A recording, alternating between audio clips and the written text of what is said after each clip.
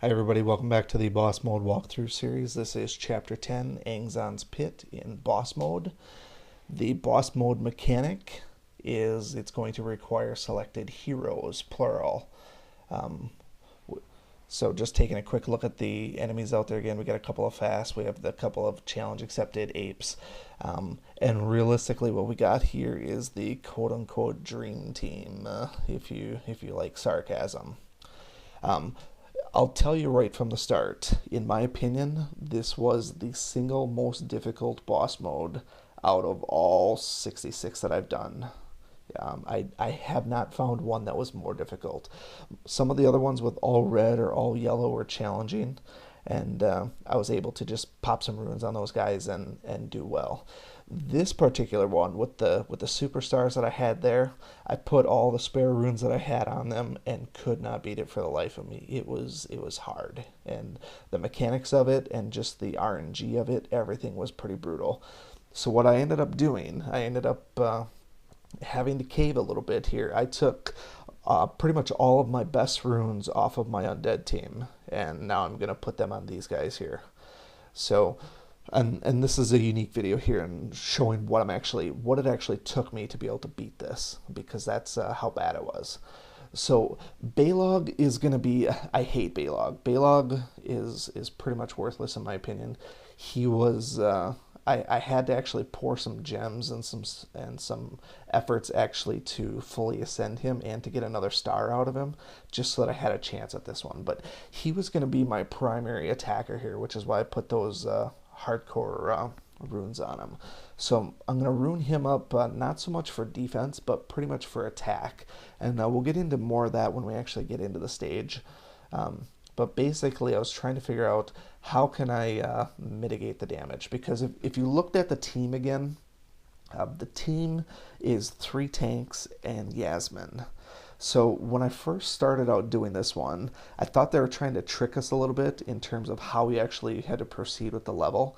And since you had 3 people who could taunt, I figured it had to have been something where it was all about keeping damage away from Yasmin, which is part of the process here. So it seemed likely that you would have to try and rune up heavily on defense and life to survive. So I put a couple of mixed bag. I threw some bulwark and some Aegis on him just to, so that I had a little bit of defense. Obviously, these guys need to be able to survive. And before we actually get into the stage itself, I'm going to tell you flat out, you probably don't want to do any taunting. It's incredibly difficult to get proper taunt mechanics up in order to survive this dungeon. And we'll get to that once we actually start. So Baylog, I want to be able to do some decent attacking, because he does have a really good attack for his third attack. Yasmin, really her only goal, she's not going to do a ton of damage. All I really care about is that she survives for the most part. She doesn't really get any special, treatment anywhere else. So anything that can help reduce damage. So I'm going to take all these Aegis ones with damage reduction and try and pile as much defense and damage reduction on her as possible. These are normally runes that would go on Yorick, to help reduce damage and buff defense. So anything that I have that's going to help her survive. My red runes are probably my weakest runes out of all of them. I've never really gotten many red ones, so I don't have a ton of options for her. So you could see me looking through here and determining just what I could possibly put on there, and there's not a lot for me to pull from. So I probably could have actually gone out and crafted something just to put on her.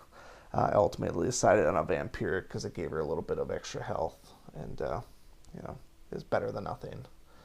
So we got another damage reduction with this Aegis rune. That's going to be a decent one there. You can see me looking through to see if there's anything better. Once I start scrolling down, we're starting to get a less quality one, so there's not many other options out there. So we'll stick with the damage reduction. That's the name of the game for Yasmin. And then with the last one, with the purples, I have tons of really great dark runes. So just take my pick here. She's going to get a nice bulwark for defense here. And then water resist. Water resist is great for this level as well, even though it's only 3%. I mean, most people really balk at the resistance runes, but for this one, you need every advantage you can get. I'm telling you, this dungeon is the real McCoy. It is challenging. If I had to switch out and use my absolute best runes just to clear it, it's pretty tough. And the reason it's tough, we'll get into once we first start as well. So next up we have Femus. Femus he's not horrible. It's just it takes him a long time to get momentum. He can do some really great attacks. His third attack, his Wild Swing, is amazing. It does an absolute ton of damage, but it takes forever to charge up, and I can't justify wasting a energy potion early on with him. So it's just a matter of, go as long as you can and just wait for it to charge up.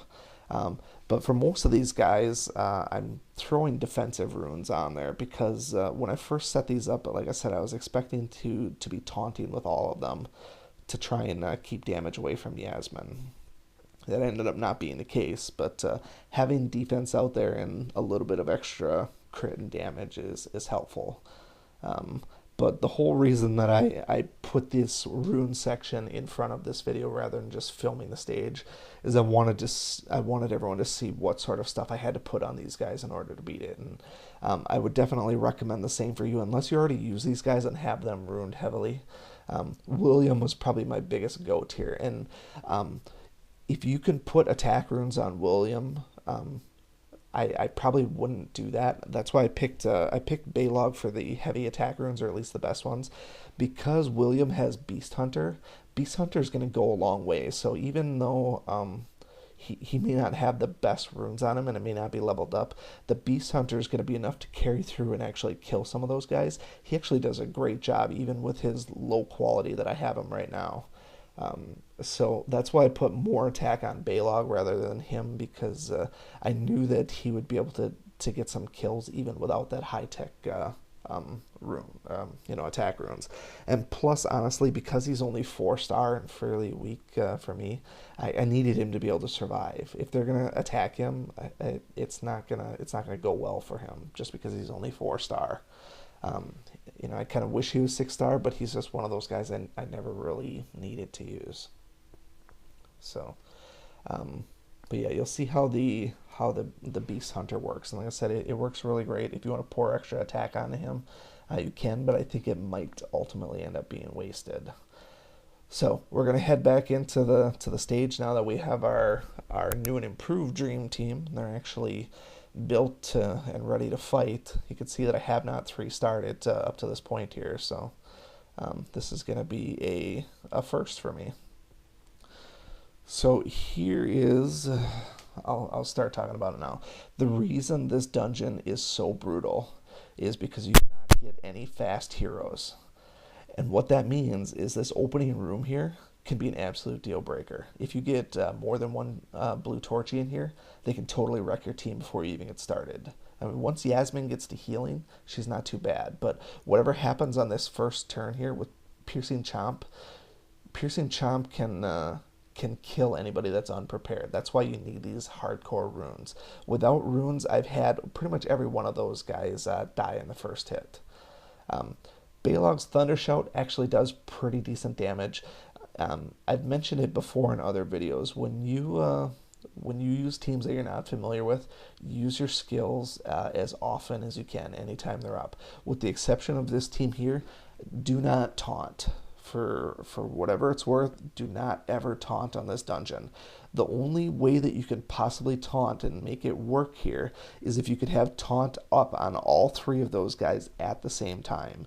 Because if there's 2 attacks in succession on any one of those guys, it's likely to kill them. Even with the hardcore runes that I put on some of those guys, 2 back-to-back attacks are likely to take them down to a point where you can't come back from it.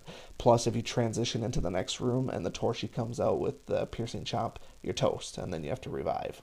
So it's actually better to just leave the taunts off and hope they spread out the damage.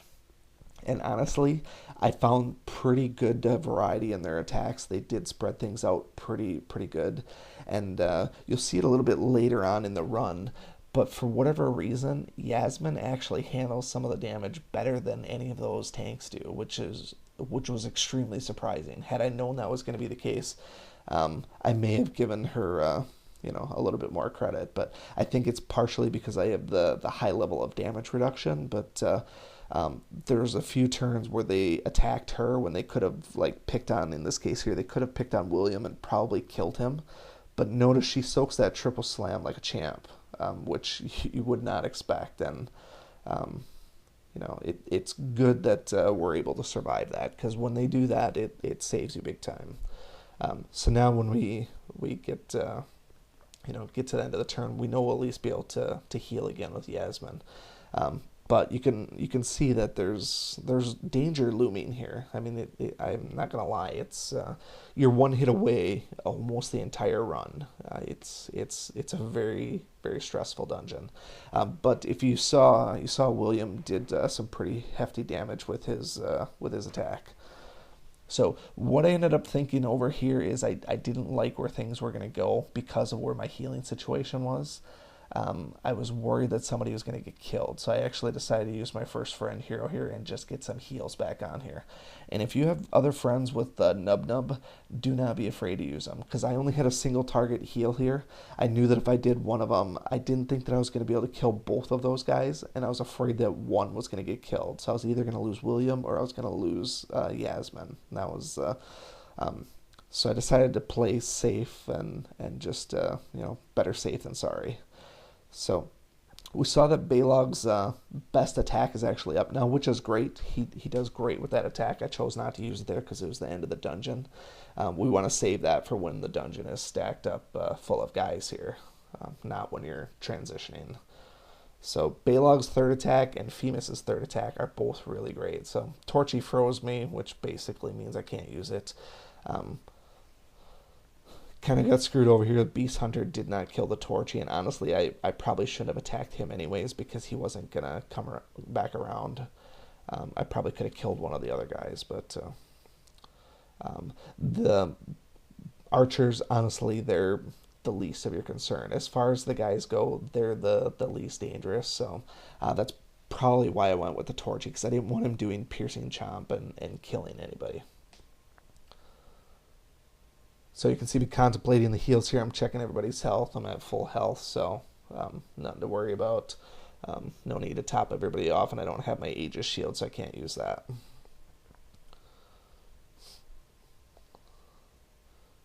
So halfway through, still no deaths, and we got full health. Like I said, we're really at the whim of some RNG here. Like I said, those Torchies, if you get two of them, and they both use piercing chomp, it's lights out for somebody usually. It's not fun. We saw in the first room, Thunder Shout actually works pretty good, so I was thinking about who I actually wanted to use it on. Being that I'm new to Balog being fully ascended, I didn't know how the silence mechanic works, so I was looking to see what the skill does and how it actually works. And I thought it was a mass silence, but it's just a chance to mass silence, which I was a little bit bummed out on. And so the Torchy didn't do his piercing chomp. I chose to ultimately target him just in case it didn't, I didn't get around to killing him. I didn't want him doing piercing chomp and killing somebody. So that was my logic there. All right, we don't really have much in terms of buffs to worry about. If we do get to a point where we can use Guardian Strike with William, this would be the room to do it so that we can buff for the last room. But honestly, if you get to the last room, you're going to want to kill that guy as soon as possible anyways. So having the buff may or may not matter. But it will matter a little bit because we don't have the fast heroes. Whoever chooses to do triple slam on, they may as well have a death sentence, in my opinion.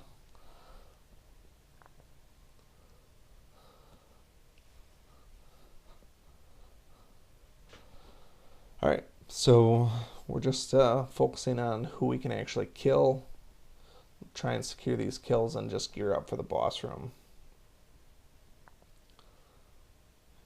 And nothing too dangerous there. And we could see that we actually got Wild Swing up on the next one, but like I said, we're probably not even going to get to the point where we're going to use skills. Because this dungeon, and I probably ran this dungeon probably 20 times before I finally broke down and put these hardcore runes on them. Being that this was the first time I was in a position for a 3-star, I wasn't gonna squander that away by trying to get cute with this boss fight here. I know that William with his Beast Hunter is going to be pretty good against that guy, but who are we kidding? These guys are very, very low on my roster priority, so I'm not leaving anything to chance here, so we're going to use friend heroes until I feel confident enough that I'm going to beat it. So, there's a reason I picked Bramble here, because Bramble is going to boost the attack.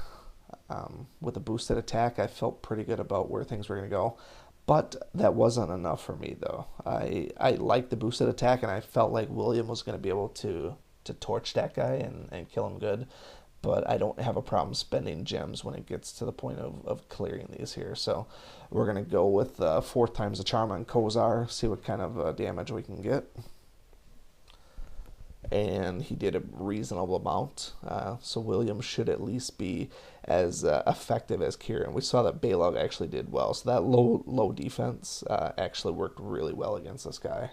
And now at this point here, I'm pretty confident. Those other guys really don't have much of a chance. And plus, Phoenix has Wild Swing up. And I told you, Wild Swing is pretty awesome. And here's another instance where Triple Slam on Yasmin. She takes it like a champ. Doesn't even look back. Wild Swing kills him, and we got one more for the 3-star. So hopefully some of you have a little bit more success with this dungeon. Hopefully having seen this and knowing what it takes to actually beat it will help you, rather than pulling your hair out and figuring out how you actually want to do it.